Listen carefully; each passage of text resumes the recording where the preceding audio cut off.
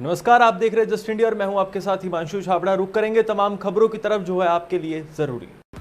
खबरों के प्रायोजक हैं आरोग्य मास्क लगाएं, कोरोना से सुरक्षित रहें।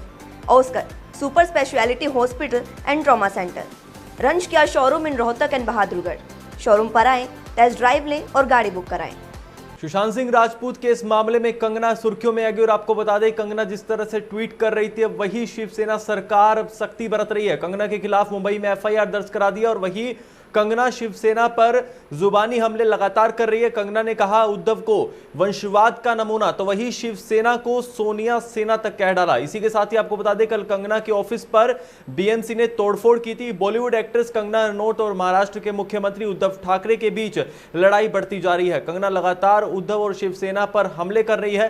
कंगना ने आज उद्धव को वंशवाद का नमूना तो शिवसेना को सोनिया सेना कह डाला। इसी के साथ ही आपको बता दें बॉलीवुड एक्ट्रेस कंगना रनौत और महाराष्ट्र के मुख्यमंत्री उद्धव ठाकरे के बीच लड़ाई लगातार बढ़ रही है। कंगना लगातार उद्धव और शिवसेना पर हमले कर रही है। बीएमसी ने कंगना के दफ्तर पर बुलडोजर चलाया, लेकिन इससे कंगना के हमले की धार कम नहीं हुई। कंगना ने आज उद्धव को वंशवाद का नमूना तो शिवसेना को सोनिया सेना कह डाला। इसी के साथ ही आपको बता दें लगातार जो है हमले बढ़ रहे हैं कंगना की तरफ से, ट्वीट पे ट्वीट कंगना की जा रही है। और तस्वीरें आप देख सकते हैं किस तरह से कल भी एयरपोर्ट पर काफी बवाल देखने को मिला। शिवसेना के काफी कार्यकर्ता वहां पर देखने को मिले और वही कंगना ने कहा था कि 9 सितंबर को मुंबई आ रही हूं, क्या उखाड़ लोगे। इसके बाद बीएमसी ने कंगना के दफ्तर में तोड़फोड़ की और शिवसेना के मुखपत्र सामना में लिखा कि उखाड़ दिया।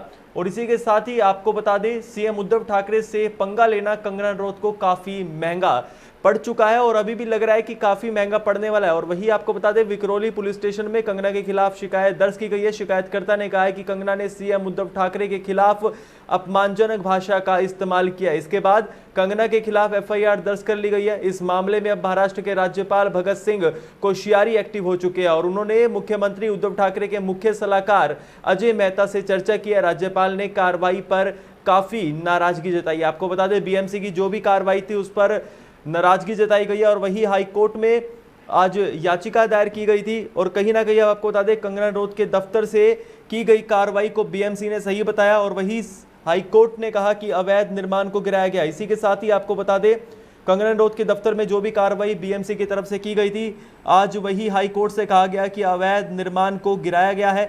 इसी के साथ ही लगातार जो है वो कार्रवाई जो है बीएमसी की तरफ से कल देखने को मिली। 2 घंटे तक लगातार वहां पर तोड़ाफोड़ी हुई। वही हरियाणा प्रदेश में आपको बता दें कोरोना का कहर लगातार बढ़ता जा रहा है। रोजाना कोरोना के नए आंकड़े सामने देखने को मिल रहे हैं। एक तरफ जहां पर मरीज ठीक होकर घर लौटे तो दूसरी तरफ आंकड़े लगातार बढ़ चुके हैं। आपको बता दें राज्य में कोरोना संक्रमण अब तेजी से बढ़ रहा है। बुधवार को 31 लोगों की मौत हुई तो वही आपको बता दें 2502 नए मामले पिछले 24 घंटे में आ चुके हैं। एक दिन में मरीज व मौतों का ये सर्वाधिक आंकड़ा है। और आपको बता दें जो एक्टिव केस है हरियाणा में वो 18,380 बताए जा रहे हैं। इसके कारण अस्पतालों में बेड की कमी होने लगी है जिससे मरीजों को काफी परेशानी का सामना करना पड़ रहा है। ऑक्सीजन बेड के लिए काफी भागदौड़ जो है वो मरीजों को करनी पड़ रही है। इसे देखते हुए सरकार ने दूसरे प्लान पर काम शुरू कर दिया है। अब गंभीर मरीजों के लिए करनाल, अग्रोहा और रोहतक मेडिकल कॉलेज में 100 बेड के कोरोना क्रिटिकल केयर सेंटर खुलेंगे। लेकिन उससे पहले आपको बता दें अब जब तक एक्टिव केस इतने ज्यादा हो चुके हैं तब तक मरीजों को इतनी परेशानी का सामना करना पड़ रहा है। आखिर केयर सेंटर खुलने से पहले क्या कुछ समाधान निकलेगा अब ये देखा जाएगा। सरकार द्वारा जारी 3 अध्यादेशों को लेकर प्रदेश भर में किसानों द्वारा जारी विरोध प्रदर्शन के चलते भारतीय किसान यूनियन ने 10 सितंबर को कुरुक्षेत्र के पीपली में रैली का आयोजन किया था। आपको बता दें आज वही पूरे प्रदेश भर में एक रोष प्रदर्शन देखने को मिल रहा है। अलग अलग जगहों पर काफी लोगों को गिरफ्तार कर चुकी है पुलिस। और तो दूसरी तरफ आपको बता दें पुलिस बल हर जगह तैनात है। पीपली में लगातार जो है पुलिस सुबह से सख्त कार्रवाई कर रही है। वहां की अनाज मंडी को भी ताला लगा दिया गया है और वही जिसका प्रदेश सरकार लगातार विरोध कर रही है। इसी के साथ ही आपको बता दें इस मामले को लेकर कुरुक्षेत्र से कांग्रेस नेता अशोक अरोड़ा ने प्रदेश सरकार पर आरोप लगाते हुए कहा कि सरकार ने किसानों की रैली पर रोक लगाकर प्रजातंत्र का गला घोटने का काम किया है। उन्होंने कहा कि कोरोना महामारी के चलते किसानों को अपने हकों की आवाज उठाने के लिए कोरोना गाइडलाइन के चलते इजाजत दे देनी चाहिए थी। सोशल डिस्टेंसिंग का ख्याल रखते हुए किसान अपनी बात रखते, लेकिन प्रशासन ने रोक लगाकर किसानों की आवाज दबाने का काम किया। उन्होंने कहा कि भाजपा किसान मोर्चा के अध्यक्ष कुरुक्षेत्र में जगह जगह प्रेस वार्ता आयोजित करते घूम रहे हैं। वहीं भाजपा के नवनियुक्त प्रदेश अध्यक्ष भी जगह जगह घूम रहे हैं और उनका स्वागत हो रहा है। कुरुक्षेत्र जिला नवनियुक्त अध्यक्ष का भी काफी स्वागत हो रहा है, लेकिन क्या उनसे कोरोना फैलने का खतरा नहीं है? अगर वही सवाल खड़ा हो किसानों को लेकर तो रैली पर रोक लगा दिया कोरोना का बहाना बनाकर। इसी के साथ ही आपको बता दें, अशोक अरोड़ा ने प्रदेश की सरकार पर जमकर हमला बोला। और वही दूसरी तरफ बात करें प्रदेश की सरकार की, तो किसानों के 3 अध्यादेश को लेकर लगातार जो है किसान अध्यादेश का विरोध कर रहे हैं और पूरे प्रदेश में आज एक अलग सा रोष प्रदर्शन देखने को मिल रहा है। जगह जगह पर किसान भड़क रहे हैं, तो वही पुलिस बल तैनात है और काफी लोगों की गिरफ्तारी भी हो चुकी है। और व्यापारी मिलकर लड़ाई लड़ रहे हैं। केंद्र की सरकार ने जो किसान, व्यापारी, मजदूर विरोधी 3 अध्यादेश पास किए हैं, उनके विरोध में रैली करने जा रहे हैं। और मुझे हैरानी होती है, इनके मंत्री बड़ौदा उपचुनाव में जाकर रैलियां कर रहे हैं, सभाएं कर रहे हैं, संगोष्ठियां कर रहे हैं, उन पे कोई रोक नहीं। और किसान और व्यापारी अपने हकों के लिए लड़ाई लड़ने के लिए एक रैली बुलाते हैं, उनको पर रोक लगा दी। तो पूरी तरह से प्रजातंत्र का हनन है। जिला प्रशासन को चाहिए। वही बात करेंगे यमुनानगर की। आपको बता दें, यमुनानगर में जोड़िया स्थित शिवम वुड इंडस्ट्रीज में भयंकर आग लगी।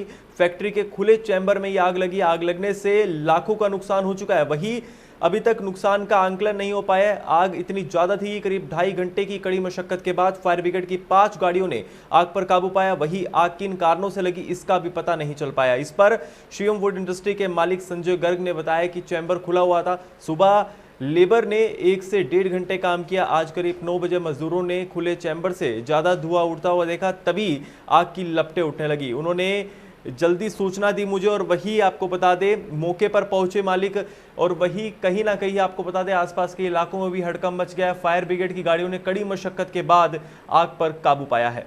शिवम प्लाईवुड में चैम्बर में आग है ये, और हमारे पास 9 बजे के आसपास मैसेज आया था। जैसे ही हमारे को आग का पता लगा कि भाई आग बहुत ज़्यादा है, इन्होंने हमारे को फ़ोन पे किया। हम साथ ही जो है ना अपनी 2 गाड़ियाँ लेके निकले, और 2 गाड़ियाँ साथ में लेके भाई ताकि हमारे को कोई दिक्कत ना आए और मालिक का कोई ज़्यादा नुकसान ना हो। इस चीज़ को देखते हुए हमने एहतियात बरतते हुए 2 गाड़ियाँ लेके आए। हमने आते ही जो है ना चैम्बर को देखा, और चैम्बर से जो है ना आग की लपटें निकल रही थी। हमने अपना साथ ही हमारी फायर टीम ने जो है पूरा काम किया। तो साथ ही काम करते हुए जो है चीड़ की लकड़ी होने के कारण जो है हमारे को थोड़ी दिक्कत आई, क्योंकि इसमें लंबे जो है 10-10 फुट के जो है फ्रेम होते हैं, ये लगाए गए हैं चैम्बर के अंदर। और पानी मारने में धुआं होने के कारण ज़्यादा हमारे को दिक्कत आई थोड़ी। वैसे आग कंट्रोल कर दिया। जो साथ लगते वाले चैम्बर थे हमारे ने उनको कंट्रोल से बिल्कुल उससे बचा लिया। फैक्ट्री के अंदर लेबर अभी काम कर रही थी और चैम्बर खुला हुआ था। मतलब लेबर ने चैम्बर 7:30 बजे खोला और उसके बाद उन्होंने 1-1.5 घंटा उस पर काम करा, तो उनको कहीं 8:35 या 8:45 के आसपास स्मोक नजर आया। उन्होंने मुझे कॉल करी, मैंने उनको बोला कि चैम्बर आप बंद कर दो, मैं फायर ब्रिगेड को इन्फॉर्म करता हूँ। फायर ब्रिगेड को जब इन्फॉर्म करा तो फायर ब्रिगेड आधे घंटे में आ गई। उसके बाद जब तक वो आई तो उसमें आग बहुत ज़्यादा लग चुकी थी। आग लगने के बाद उन्होंने उस पर आग को चैम्बर को खोला और आग पे कंट्रोल करने की कार्रवाई चलती जा रही है। तो सर कितना लॉस हो गया आपको? अंदाज़ा 25 से 30 लाख रुपये का। इसका कोई कारण नहीं है। खुला हुआ चैम्बर में तो वैसे भी कोई कारण नहीं जस्टिफाई कर सकते कैसे होगा। केंद्र सरकार द्वारा जारी 3 अध्यादेशों के विरोध में भारतीय किसान यूनियन ने 10 सितंबर को कुरुक्षेत्र के पीपली में किसान रैली का आयोजन किया था, लेकिन प्रदेश सरकार ने किसान रैली पर कोरोना संक्रमण का हवाला देते हुए रोक लगा दी, जिसके चलते सभी किसान पीपली पहुंच रहे हैं। और आपको बता दें प्रशासन ने किसानों को रोकने के लिए कुरुक्षेत्र में धारा 144 लगा दिया, लेकिन इसके बावजूद भी किसान अपनी मांगों पर अड़े हुए हैं। प्रशासन ने किसानों को रोकने के लिए अनाज मंडी के गेट पर ताला लगा दिया है। किसानों ने पुलिस के बैरियर तोड़कर रैली स्थल पर पहुंचने की कोशिश की है, जिसके चलते पुलिस और किसानों में भिड़ंत हो गई है। पुलिस किसानों को रोकने के लिए हल्के बल का प्रयोग कर रही है, जिसके चलते गुस्साए किसानों ने पुलिस पर पथराव करना शुरू कर दिया है। पथराव के दौरान किसानों ने फायर ब्रिगेड के शीशे भी तोड़ दिए। सभी किसान प्रशासन की मनाही के बाद लाडवा कुरुक्षेत्र मार्ग पर डटे हुए हैं और वहीं प्रदेश भर में किसानों की तरफ से रोष प्रदर्शन देखने को मिल रहा है।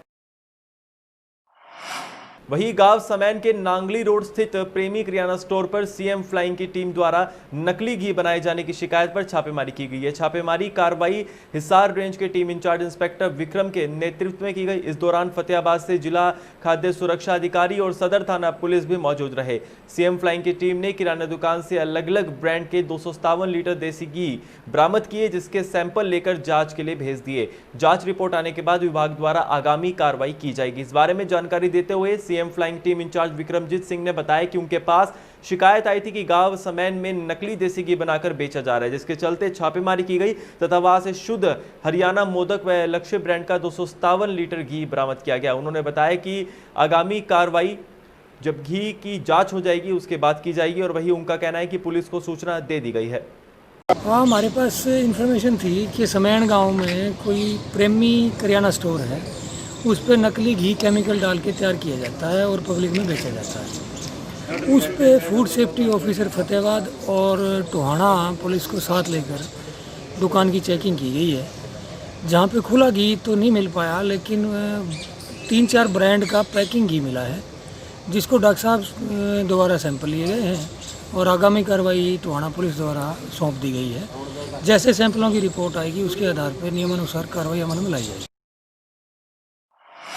प्रदेश भर में किसानों की केंद्र सरकार द्वारा जारी अध्यादेशों के खिलाफ रैली को रोकने और रैली में शामिल होने जा रहे किसानों पर दमनकारी कदम उठाने का अखिल भारतीय किसान सभा द्वारा सरकार का जमकर विरोध किया गया। राज्य कमेटी ने प्रदेश के कृषि मंत्री को इन तीनों कृषि अध्यादेशों पर किसी भी स्थान और किसी भी समय पर सार्वजनिक बहस करने की चुनौती दी है, अन्यथा कृषि मंत्री इन अध्यादेशों को किसानों के हित में कहना बंद करे। किसान सभा ने राज्य सरकार से तुरंत इन अध्यादेशों को वापस लेने का प्रस्ताव केंद्र सरकार को भेजने की मांग की है। आज इस अवसर पर किसान सभा जिला सचिव सुमित ने कहा कि केंद्र और प्रदेश की सरकार द्वारा कोरोना की आड़ में लागू की जा रही कृषि व खेती की उजाड़ने वाली नीतियों से किसानों में भारी रोष है। सरकार किसानों की इन समस्याओं का समाधान नहीं कर रही। केंद्र और प्रदेश की भाजपा सरकार किसानों की उपज की लाभकारी मूल्य पर खरीद सुनिश्चित करने की बजाय बड़े बड़े व्यापारियों को किसानों की फसल खरीदने की खुली छूट दे रही है, जिसका देश और प्रदेश भर में सभी किसान संगठन विरोध कर रहे हैं।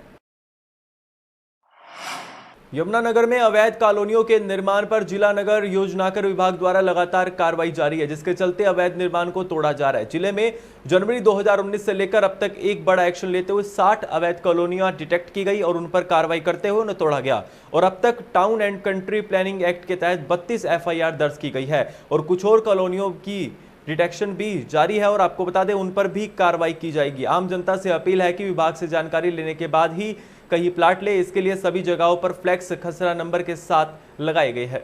हमारा डिपार्टमेंट जनवरी 2019 से जितनी भी डिस्ट्रिक्ट में अनऑथराइज कॉलोनीज है उन सबको डिटेक्ट करा है हमने और लगभग अभी कुछ 61 हमने अनऑथराइज कॉलोनीज न्यू डिटेक्ट करी हैं, जिनमें से लगभग हम 75% तोड़ चुके हैं और उनके खिलाफ हमने FIR के केसेस भी भेजे हैं दर्ज कराने के लिए, जो हमारा एक्ट है उसके अंडर कुछ 39 केसेस भेजे हैं, जिसमें से हमारे 32 FIR केसेस अनऑथराइज्ड कॉलोनीज जो उन्होंने बनाई हैं प्रॉपर्टी डीलर्स, उनके खिलाफ दर्ज हो चुकी है। खबरों के प्रायोजक थे Pramod trading company, tiles, sanitary ware, Ghanipura, Jhajjar road, Rohtak. Asian colour coated Spat limited. Be Fast Fit, India's fastest growing fitness chain, now at Rohtak D Park. Corona महामारी से लड़ने के लिए आरोग्य मास्क लाया है आपके लिए सबसे आधुनिक मास्क। इसके साथ ही आपको मिलेगी आधुनिक PPE किट, वो भी बहुत ही सस्ते रेट पर। contact@arogyamask.com पर जाएं और हमसे संपर्क करें या फिर www.arogyamask.com से जुड़ें। इसके साथ ही आप हमें कॉल कर सकते हैं। हमारा पता है Anand international, plot number 181, sector 25, Panipat, Haryana.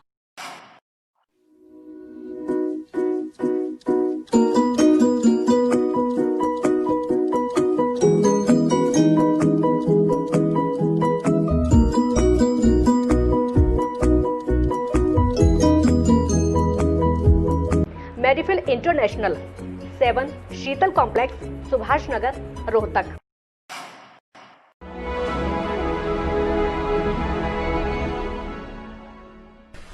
चाचा, आपने नया घर बनवाया है तो घर की छत पर कौन सी शीट लगवाई है? बेटा, मैंने अपने घर की छत पर एशियन शीट लगवाई है, क्योंकि वो कभी न मिटने वाले ओरिजिनल निशान की चादरें हैं। साथ में ISI का चिन्ह, 5 साल की वारंटी के साथ साथ पैसों का सही मूल्य देने वाली वही इकलौती शीट्स हैं। क्योंकि नाम नहीं, पहचान जरूरी है। बुलेटिन में बस इतना ही। देखते रहिए जस्ट इंडिया न्यूज। नमस्कार।